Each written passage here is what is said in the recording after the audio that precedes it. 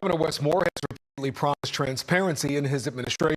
But when it comes to some allegations of wrongdoing inside state government, the governor and his team are not answering questions. Tessa Bentulin reports. Governor Wes Moore has made transparency a cornerstone of his administration. This bipartisan commission has, I think, done not just a good and an admirable, but a very transparent job. I believe government should be transparent. Spotlight on Maryland, along with our media partner, the Baltimore Sun, found more than 60 public statements where Moore pledged openness. From signing the Transparent Government Act to promising to modernize government by fixing its systems that are clearly broken but haven't been touched, to saying people know and realize the administration believes in full transparency. We asked some lawmakers if they believe that commitment has held up since Moore took office in 2023. Well, I don't think it's doing well, and we need to be more transparent. We're $1.4 billion in the hole going into this session after raising $2 billion of taxes just 9 months ago. But I think this is a history that we're having with today's Democratic Party where they pushed out these wild ideas and then they're just not accountable. When I started, I said I will look at this from the lens of affordability, accountability, and opportunity. We are taking it on, and I can only control us, and I can tell you that we are on it. However, when Spotlight began asking questions about alleged wrongdoing inside state government, the administration stopped answering. Here are two examples of that. The first, whistleblowers allege Maryland officials crafted a scheme to avoid federal penalties for SNAP, the Supplemental Nutrition Assistance Program. It raised questions about whether state leaders improperly manipulated data to shield the state from financial consequences.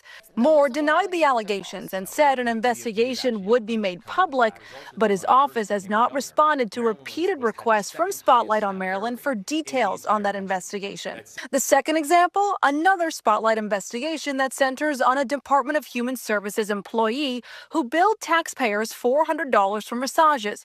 The state confirmed procurement procedures were not followed. Despite our repeated attempts, Moore's team has ignored many of our questions, including if knowingly using taxpayer money for unauthorized purposes is okay in the Moore administration. State law calls for automatic termination in cases involving theft of state property over $300.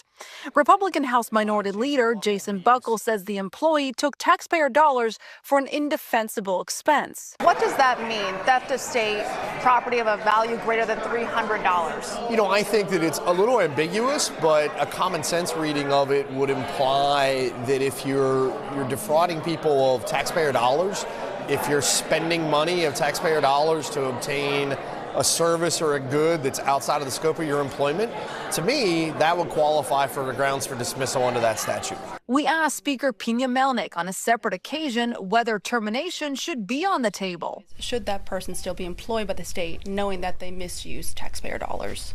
Well, I don't know the facts of the case, to be honest.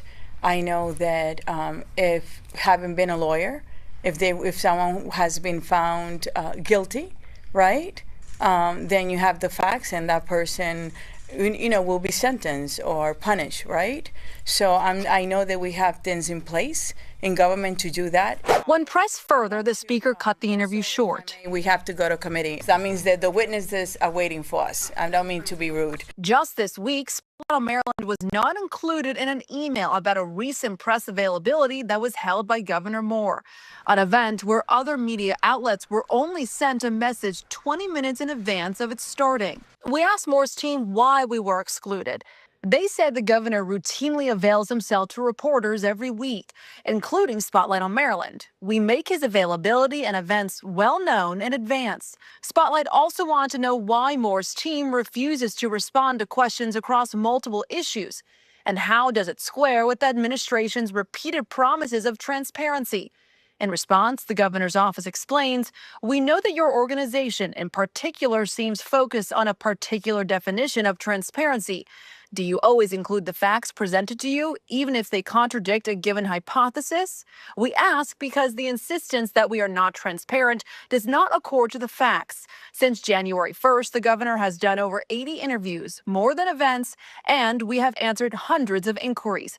If that isn't included in your reporting, then you are not telling the whole story." No matter the story, we will always ask tough questions to our elected leaders. in Annapolis, Tessa Bentulin, Spotlight on Maryland.